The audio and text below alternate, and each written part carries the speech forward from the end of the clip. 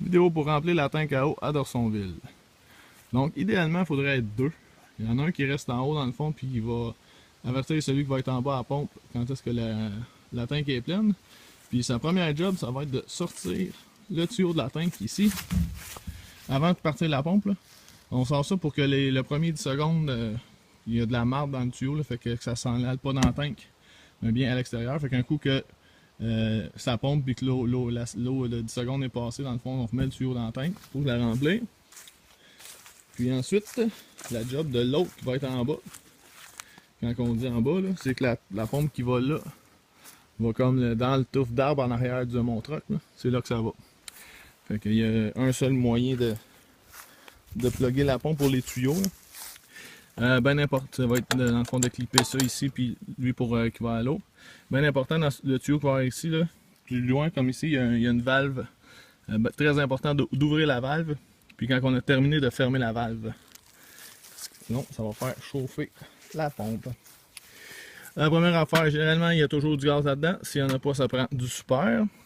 Donc, les pitons, bien facile. Mais ça, à on ici. Pour l'arrêter, ben, ça va être à off.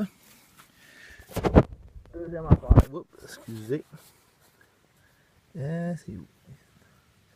Deuxième affaire. Le gaz ici, tout dans le tapis. Généralement, tout dans le tapis, on ne touche jamais. Puis le choke ici. Fait que dans le fond, la première fois qu'on le part, on sac le choke dans le tapis. Puis après ça, il y a un autre petit bâton ici. Ici, là.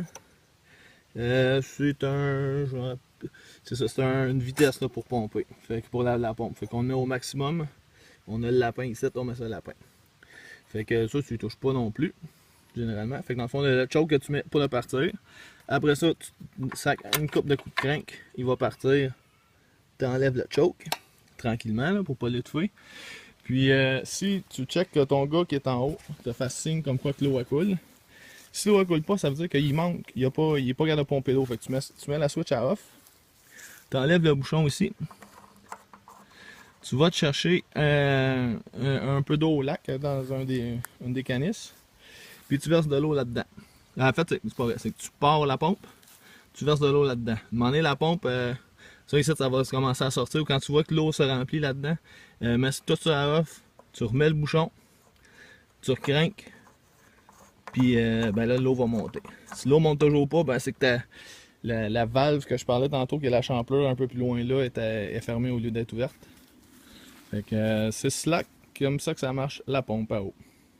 Bien important quand on part de remonter la pompe à eau, de mettre ça dans le bunker, qui est juste là.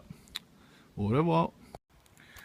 Bon, on est rendu en bas, avec la petite traîne pour aller jusqu'à où la pompe va.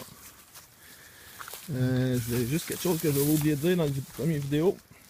Ou peut-être le début de vidéo, c'est que quand on termine, c'est très important de fermer la valve ici, puis de mettre les deux canisses pour boucher les tuyaux pour pas qu'il y ait de cochonneries qui rentrent, de bébites qui rentrent dedans. C'est très important de fermer la valve pour on remonte la pompe en haut.